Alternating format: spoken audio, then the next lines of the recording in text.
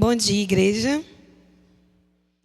Gostaria de pedir aos irmãos que abrissem suas Bíblias no livro de Gênesis, capítulo 3, versículo do 1 ao 6.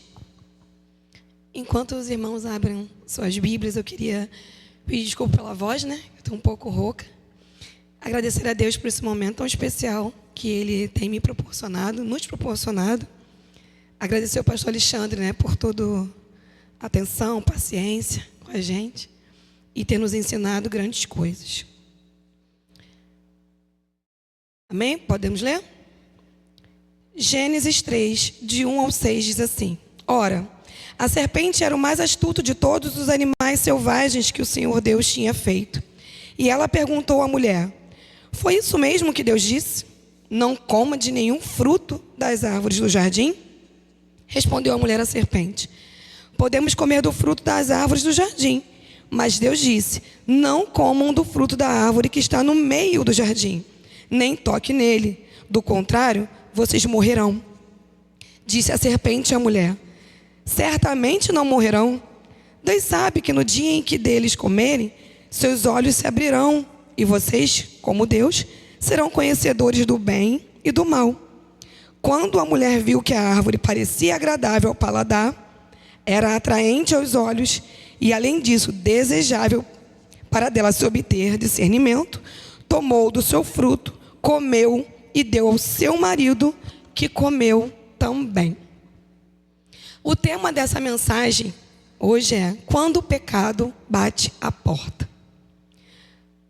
O texto de Gênesis 3 vai falar sobre o relato da queda.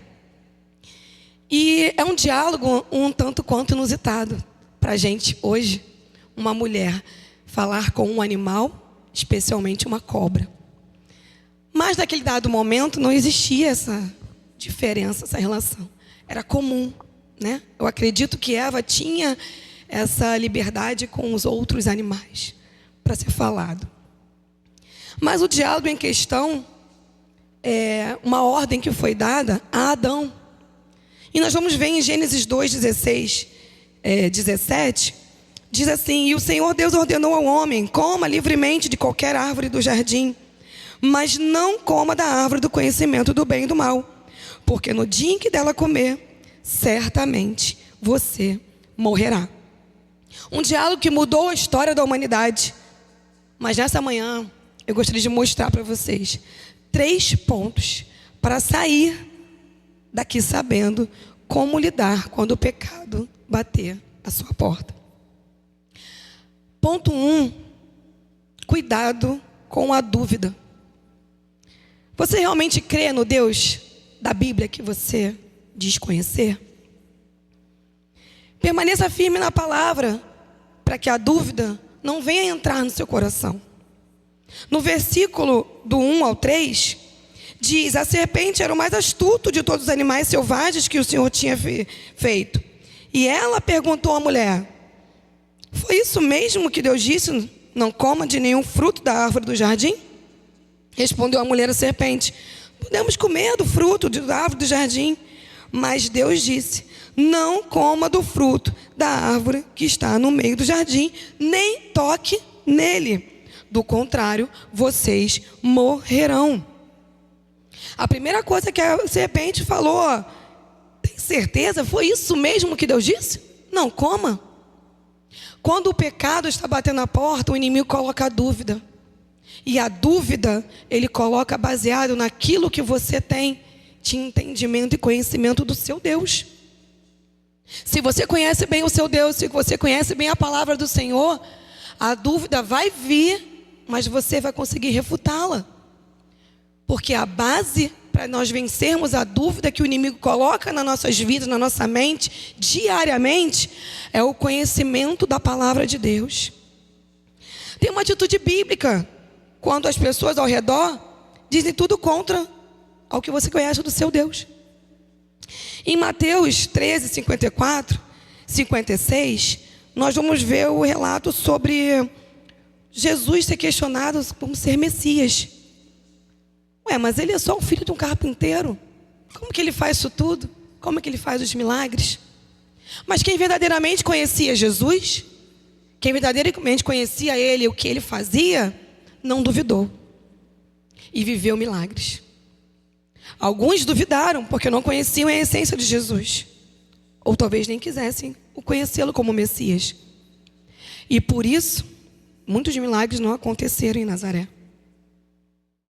A importância da constância em conhecer o Senhor é o que vai levar você a ter firmeza quando colocarem sobre você a dúvida sobre a palavra do Senhor. Nós vivemos tempos em que a internet nos coloca inúmeros tipos de pregadores, inúmeros tipos de teologias, inúmeros tipos de palavra. Um evangelho facilitador. E a dúvida se você está agindo certo. A dúvida se você está no caminho certo. A dúvida se você está coerente com a palavra do Senhor só vai ser refutada se você tiver constância em conhecer o Senhor. Nesse ponto 1 é muito importante você, meu irmão, estar atento que a dúvida, ela vai surgir. Não é algo que possa surgir, ela vai surgir. Porque assim como a serpente, né, nós falamos aqui agora no texto, ela é astuta. O inimigo, na figura, né, como figurando a serpente, ele é astuto. E ele vai colocar essa dúvida no seu coração. Seja constante na palavra, seja constante em conhecer o Senhor. No ponto 2, nós vamos aprender aqui que o inimigo, quando ele quer chegar com o pecado à tua porta, ele vem com um engano. A dúvida, a gente refuta com conhecimento. O engano, a gente refuta com confiança. E confiança em Deus. Conhecer a palavra é importante. Estudar sobre a palavra é importante. Mas como dizem, né, muitos por aí, conhecer até o diabo conhece. Mas a confiança no Senhor a gente adquire com intimidade com Deus. A intimidade com Deus, dificilmente você vai ser enganado. Dificilmente você vai ser enganado por um amigo que você tem intimidade. Dificilmente você vai ser enganado se você tem intimidade com aquela pessoa diariamente. O que faz você ter intimidade com Deus não é o seu status eclesiástico. O que faz você ter intimidade com Deus não é o tempo que você tem como servo, como cristão, como frequentador de igreja. O que faz você ter intimidade com Deus é o seu dia a dia. Quando você entra na porta, dentro do seu quarto, fecha a sua porta, fala com o seu Deus com propriedade, entende a paternidade do Senhor e vê que as suas promessas não falharão. Que Ele não é homem para mentir. E nem para ser filho do homem para se arrepender. Se você está firmado na palavra, você não será enganado. Em Mateus 4, de 8 a 10, nós vamos ver Jesus sendo tentado por Satanás. Mas no dado momento em que o inimigo fala com ele, faz propostas para o Senhor fala para ele assim, ó. Ele disse: tudo isso te darei se te prostrares e me adorares. Mas Jesus lhe disse: retira-te, Satanás, pois está escrito: adore o Senhor, o seu Deus, e só a Ele preste culto. Então o diabo o deixou e os anjos vieram e o serviram. Como você vai ser enganado? Se você conhecer a palavra, se você tiver intimidade com o Senhor, você não será enganado, meu irmão. Porque no momento que o inimigo vier te oferecendo coisas, como ele diz aqui, ó, no versículo 5 de Gênesis, que nós acabamos de ler, né? Nós lemos no início. Gênesis 3, 5. Diz assim: Deus sabe que no dia em que dele comerem, seus olhos se abrirão, e vocês, como Deus, serão conhecedores do bem e do mal. Bastou uma afirmação da serpente para que ela fosse enganada com essa palavra. Mas no dado momento quando você conhece a palavra do Senhor, o que você faz? Quando o inimigo vem e tenta te enganar, trazendo uma ilusão de que você pode ter algo além daquilo que Deus escreveu e escolheu para você, é com a palavra que você refuta. É com a palavra que você vai botar por terra toda essa enganação de Satanás. Com a palavra você refuta a dúvida. Com a intimidade, com o compromisso, com a constância, confiança no Senhor, você refuta todo e qualquer engano. E o terceiro ponto: quando o pecado bate à sua porta, por onde tem entrado o pecado na sua vida? O versículo 6 do capítulo 3 de Gênesis vai dizer: quando a mulher viu a árvore, parecia agradável ao paladar, era atraente aos olhos e, além disso, desejável para ela se obter discernimento, tomou do seu fruto, comeu e deu ao seu marido, que o comeu também. Por onde, meu irmão, seus olhos e mente são as portas de entrada para o pecado. Por onde o pecado está tentando entrar na sua vida? Será que é aquilo que você acessa? Será que é o ouvido para quem você está abrindo para dar atenção? Será o desejo da sua carne? Desejo de poder, status, mídia? Vivemos uma geração de likes. Vivemos uma geração que só é legal quem tem muitos seguidores. Vivemos uma geração que só é legal, só é bom, só é viável ter amizade se você me trouxer algum benefício. Se a sua vida social for uma vida exposta, se a sua vida social for uma vida que me traga algum retorno. Vivemos um engano virtual. As pessoas mostram o que quer na internet.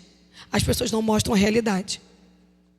E a igreja de Cristo tem se enganado por muitas visões que estão sendo colocadas, por muitas teologias que estão sendo abertas, por um evangelho facilitador, como eu já disse anteriormente. E aonde estão os teus olhos e as suas mentes? Cuidado, irmão, que é por eles que o pecado entra. A sua vontade não pode ser maior que o reino. Em Mateus 26, 14 e 16, vai falar sobre quando Judas quer entregar Jesus. Ah, mas o que tem a ver isso, Alessandro? Porque ele queria um reino diferente. Judas queria que fosse um reino diferente. E não pode ser. O que pode ser é de acordo com aquilo que Deus quer que seja. Hoje você vai sair daqui sabendo que quando bater o pecado na sua porta, 3 pontos você deve se atentar. Ponto 1, a dúvida. Quando a palavra de Deus será colocada diante de você, e você sabe que sem conhecimento bíblico cairá facilmente. Ponto 2, o engano. Você aprendeu que hoje não pode deixar ser enganado pelo inimigo. Sua confiança tem que estar firmada na palavra.